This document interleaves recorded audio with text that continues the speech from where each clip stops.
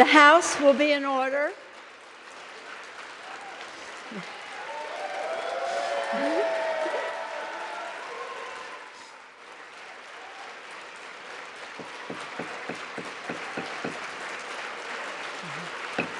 The House will be in order.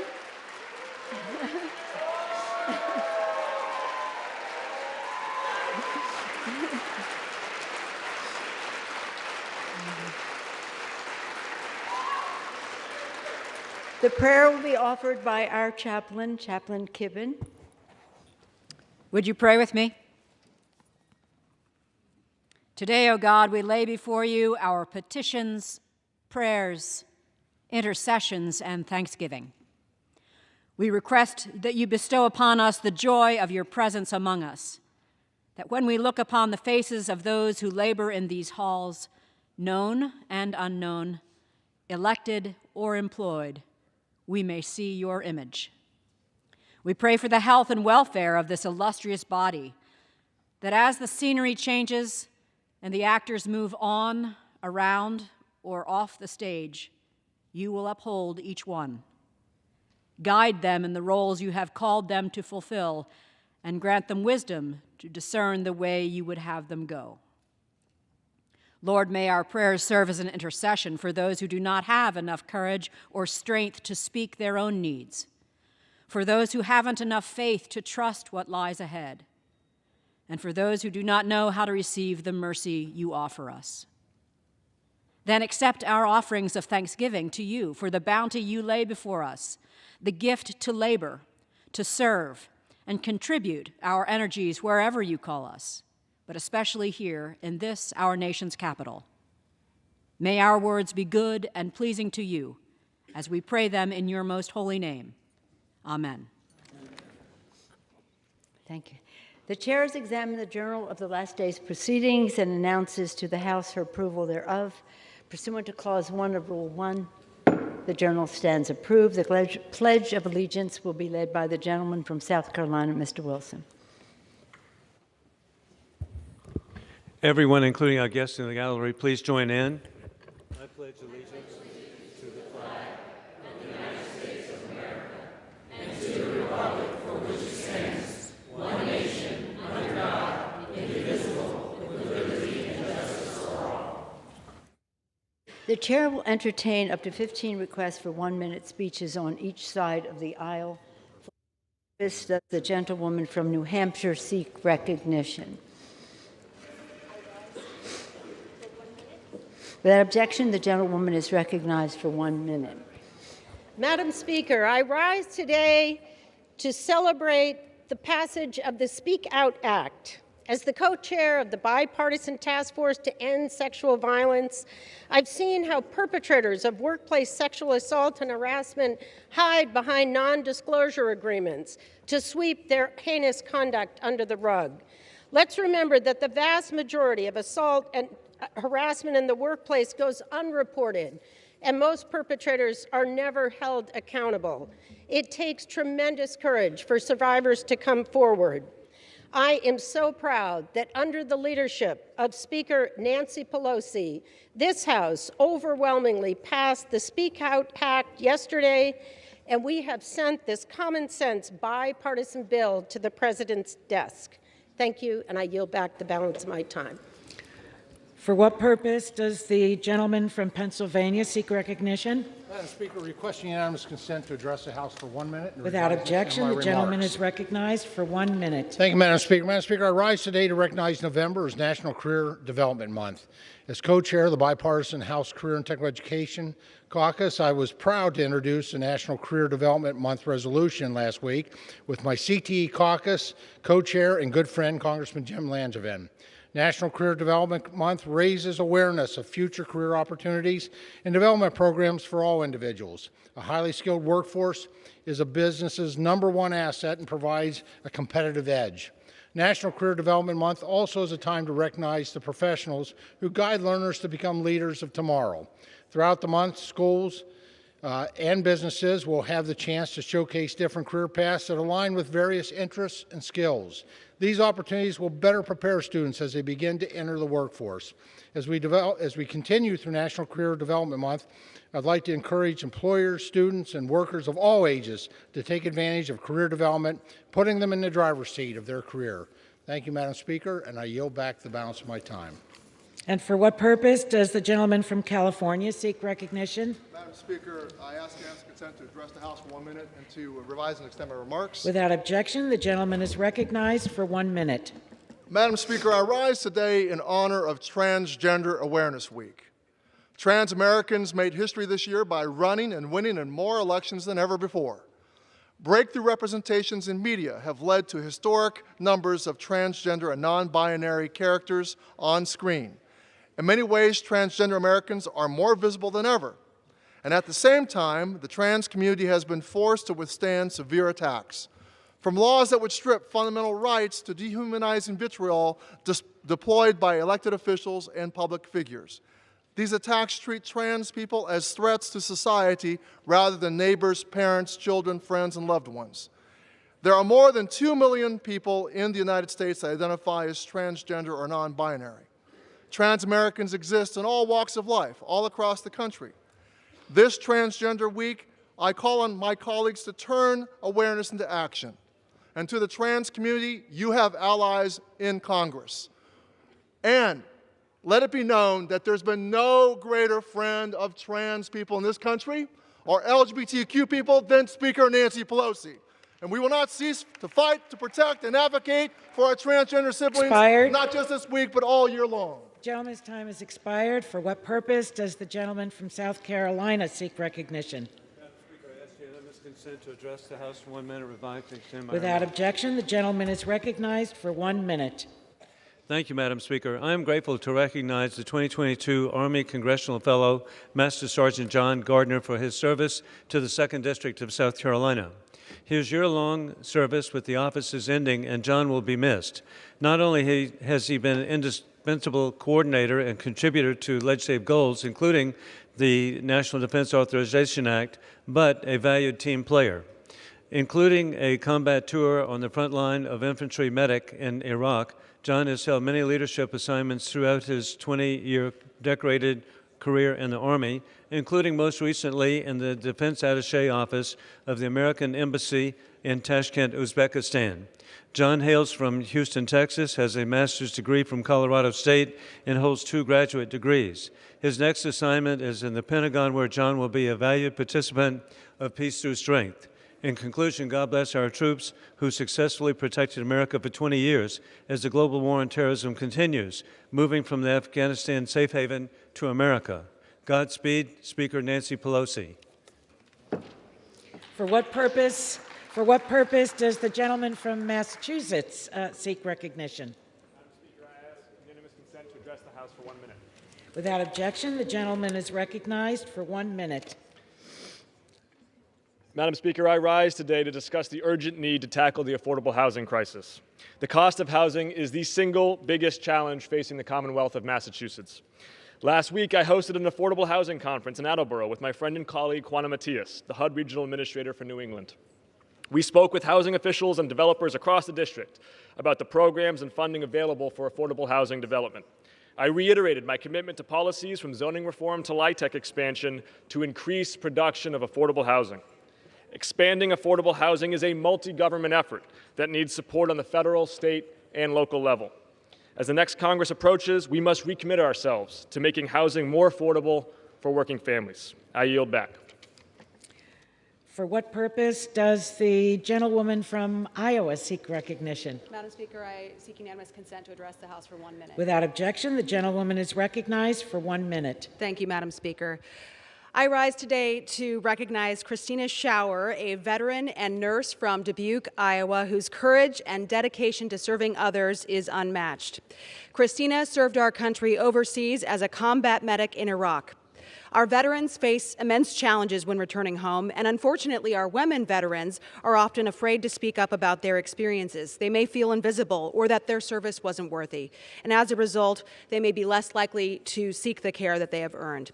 But Christina is working to right this wrong by sharing her own story.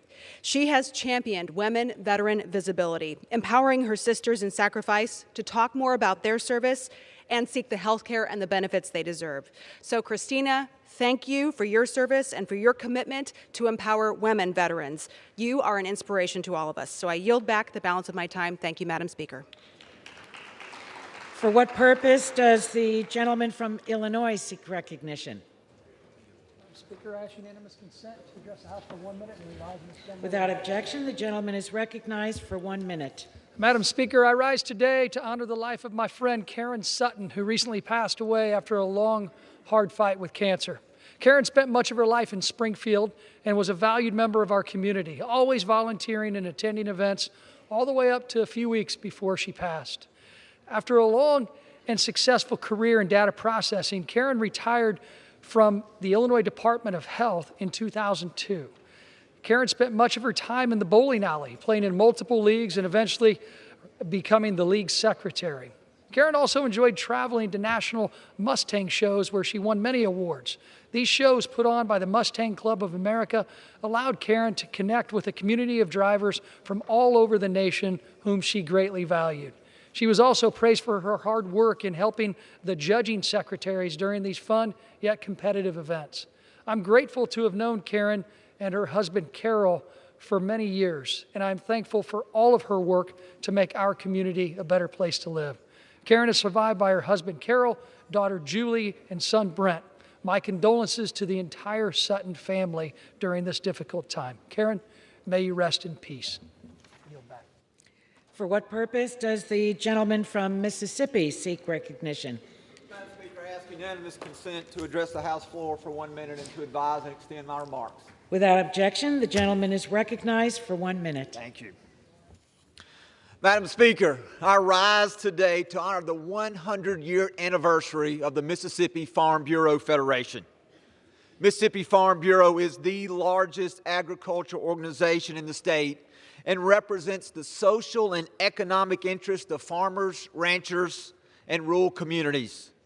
Its statewide grassroots structure allows it to be an effective organization representing and promoting 17 commodities in Mississippi. The organization is a valuable resource on issues of importance to our farm families, and it works with federal and state lawmakers to advocate for these priorities. I look forward to continuing to work with Mississippi Farm Bureau on important agriculture issues in the future. May God bless our farmers, and may God continue to bless Mississippi Farm Bureau. Thank you, and I yield back. For what purpose does the gentleman from California seek recognition? Seeking unanimous consent to address the House for 1 minute, revise and extend remarks. Without objection, the gentleman is recognized for 1 minute. Thank you, Madam Speaker. As I watch my home state of California go down in flames, literally, as we watch how we're running out of electricity, we're running out of water, our store shelves are having less and less food varieties available, our farmers being pushed out of business, our farm workers being pushed out of business. As we see all these things happen with mandates coming down the pike, requiring more and more electricity has to be renewable. What is the answer in California? Let's tear down some hydroelectric dams in my district and Mr. Bentz's district. Let's tear them down. We're going to lose green power.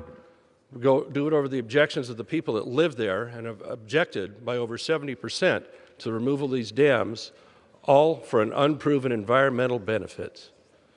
So enjoy that even less electricity, enjoy even less food grown in my district and Mr. Bentz's district, enjoy even more of the crisis that is facing us in rural California, rural America, and in our store shelves and in our electrical wires, due to even more unfounded environmental rules being forced upon us to tear out perfectly good hydroelectric dams.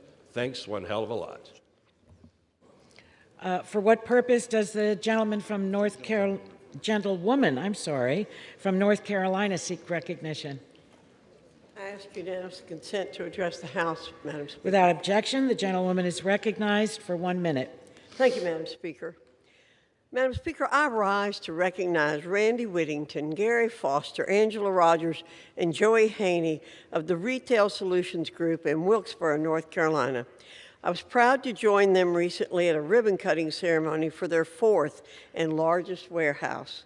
In the last few years, Retail Solutions Group has grown from fewer than 8 employees to now over 200. This is a magnificent accomplishment. Madam Speaker, North Carolina remains a hub for entrepreneurship and innovation, thanks to people such as Randy, Gary, Angela, and Joey. Congratulations to Retail Solutions Group on this new and exciting chapter. I look forward to hearing more about the strides you will make in the days and months ahead. I yield back. For what purpose does the gentleman from Pennsylvania seek recognition? Madam Speaker, I request unanimous consent to address the House for 1 minute. Without objection, the gentleman is recognized for 1 minute.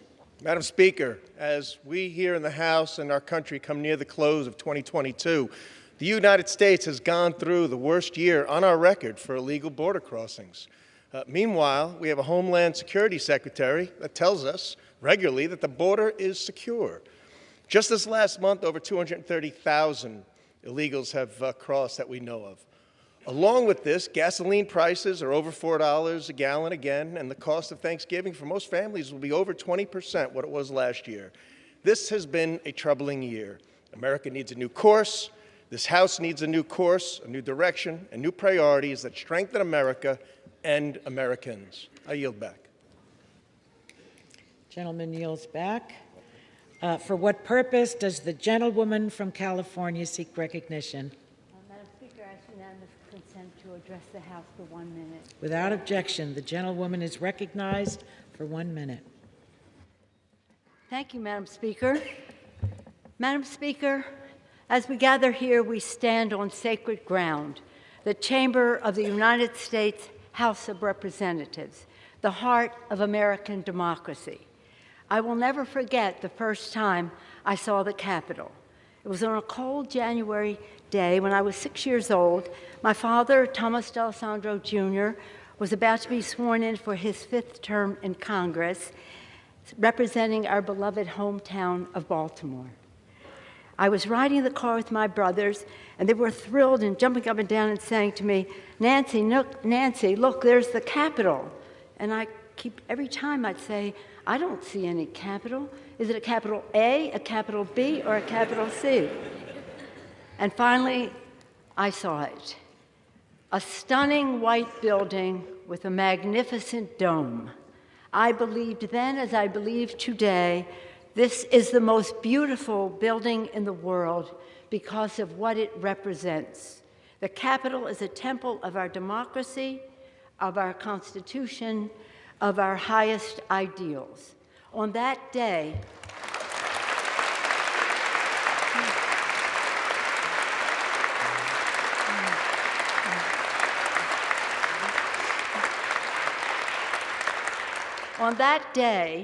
I stood with my father on this floor as he took a sacred oath to support and defend the Constitution of the United States against all enemies, foreign and domestic.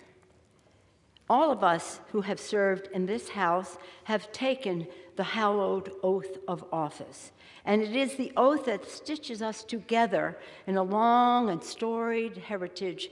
Colleagues who served before us are all our colleagues. Colleagues like Abraham Lincoln, Daniel Webster, Shirley Chisholm, Patsy Mink, and our beloved John Lewis.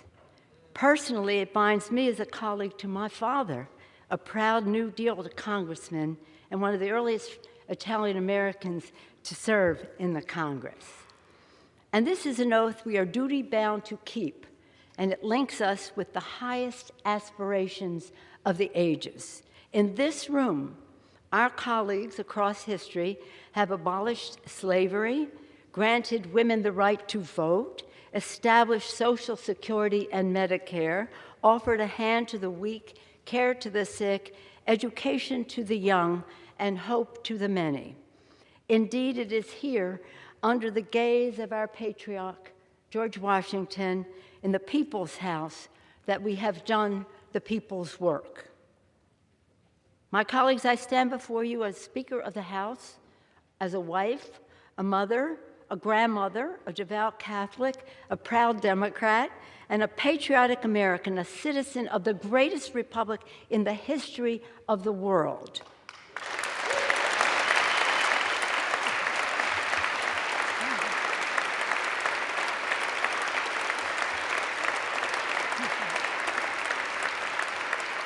Which President Lincoln called the last best hope on earth.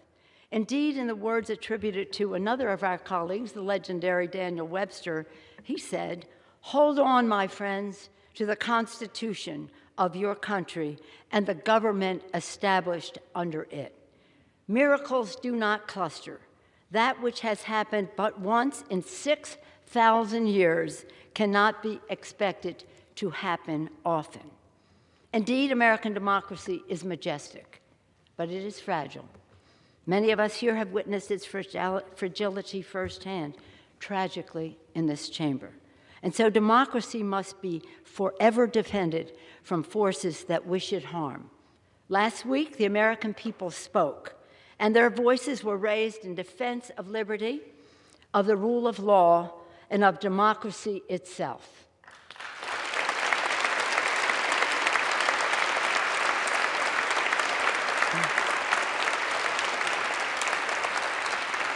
With these elections, the people stood in the breach and repelled the assault on democracy. They resoundingly rejected violence and insurrection, and in doing so, gave proof through the night that our flag was still there.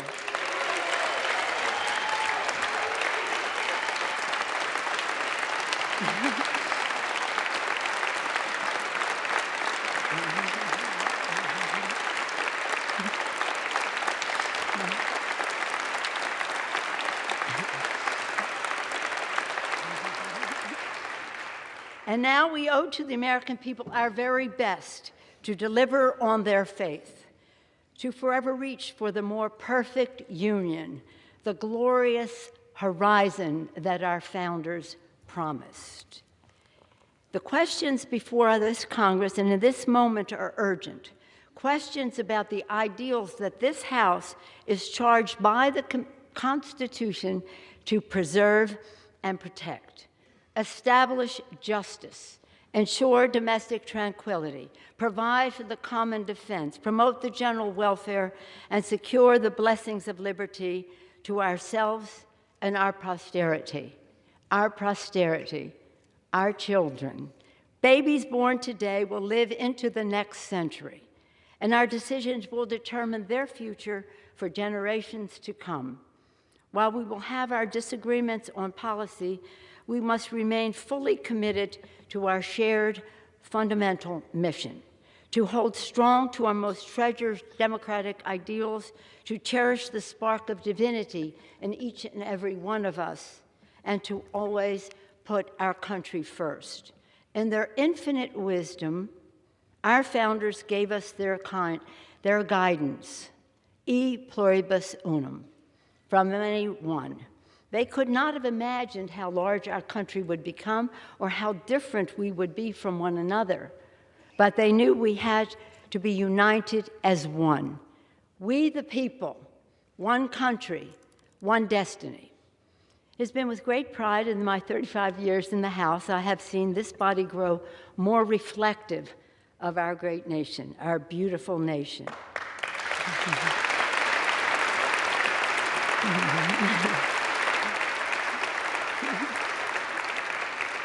When I came to the Congress in 1987, there were 12 Democratic women.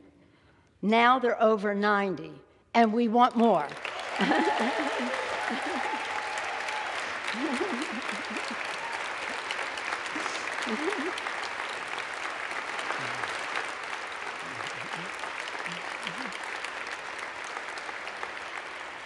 The new members of our Democratic caucus will be about 75% women, people of color, and LGBTQ.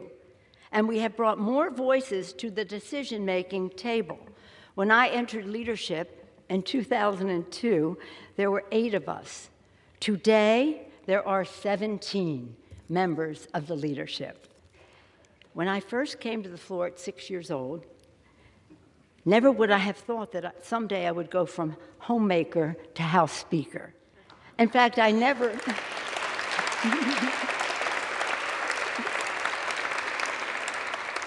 In fact, I never intended to run for public office. Mommy and Daddy taught us through their example that public service is a noble calling and that we all have a responsibility to help others. In our family, my brother Tommy then became mayor of Baltimore also. But it's been my privilege to play a part in forging extraordinary progress for the American people. I have enjoyed working with 3 presidents, achieving historic investments in clean energy with President George Bush.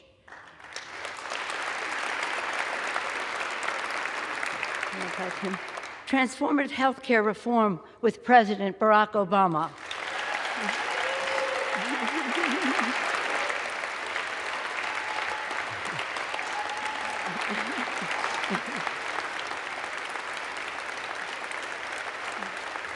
And forging the future, from infrastructure to healthcare to climate action, with President Joe Biden.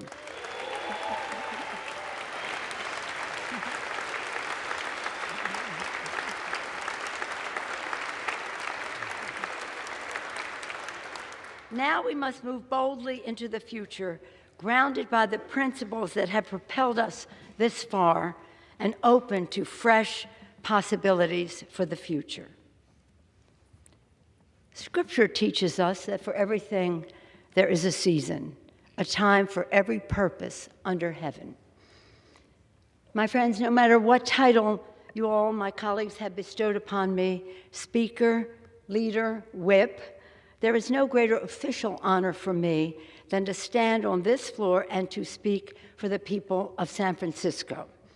This I will continue to do as a member of the House, speaking for the people of San Francisco, serving the great state of California, and defending our Constitution.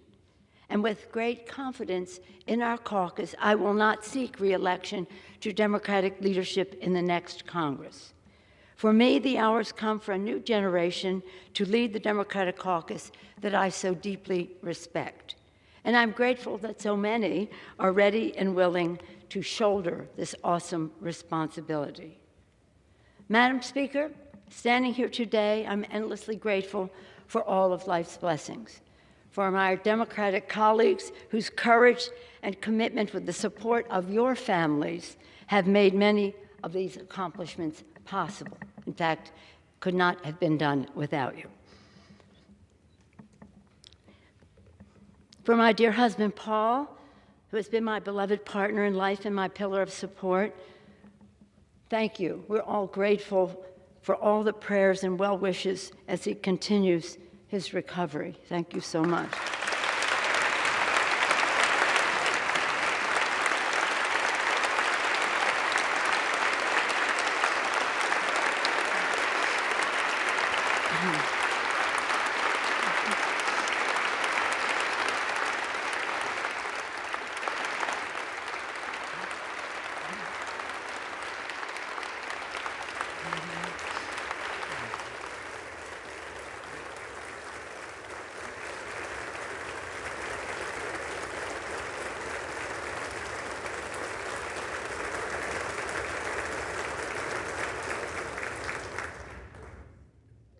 For our darling children, Nancy, Corinne, Christine, Jacqueline, Paul, and Alexandra, and our grandchildren, Alexander and Madeline, Liam, Sean, and Ryan, Paul and Thomas, Bella and Octavio, they are the joys of our lives for whom and we are so very, very proud of them and a comfort to us at this time.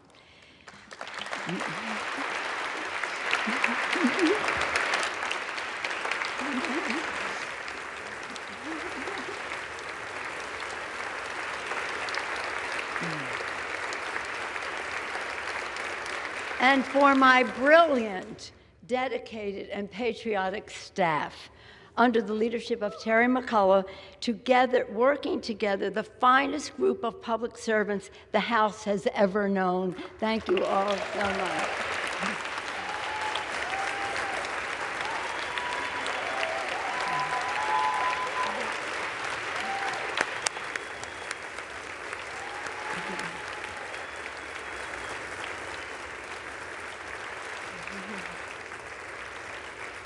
And again, for those who sent me here, for the people of San Francisco, for entrusting me with the high honor of being their voice in Congress. In this continued work, I will strive to honor the call of the patron saint of our city, St. Francis. Lord, make me an instrument of thy peace. In this house, we begin each day with a prayer and a pledge to the flag. And every day, I am in awe of the majestic miracle that is American democracy. As we participate in a hallmark of our republic, the peaceful, orderly transition from one Congress to the next, let us consider the words of, again, President Lincoln, spoken during one of America's darkest hours. He called upon us to come together, to swell the chorus of the Union, when once again touched, as surely they will be, by the better angels of our nature. That again is the task at hand. A new day is dawning on the horizon, and I look forward, always forward, to the unfolding story of our nation, a story of light and love, of patriotism and progress, of many becoming one, and always an unfinished mission to make the dreams of today the reality of tomorrow. Thank you all. May God bless you and your families, and may God continue to bless our veterans and the United States of America. Thank you all so much.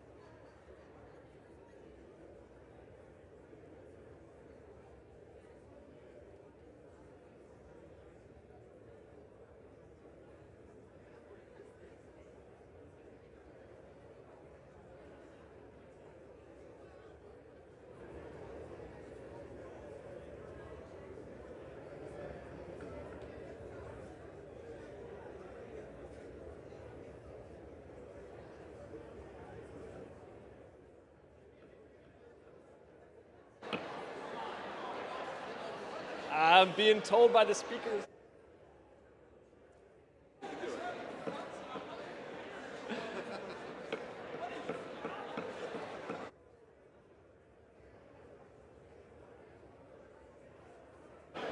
What's the...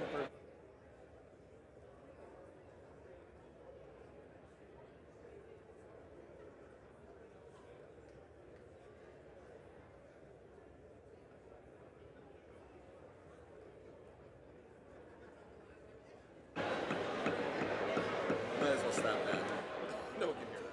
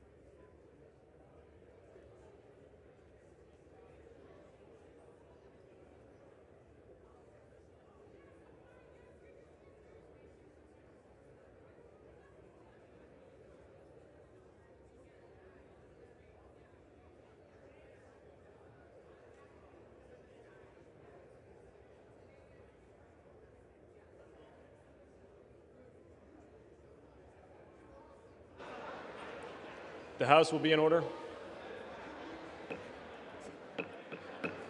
The House will be in order.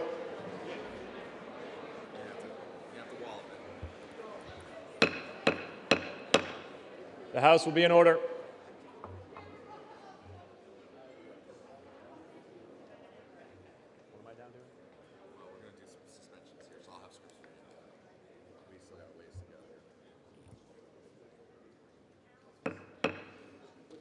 The House will be in order.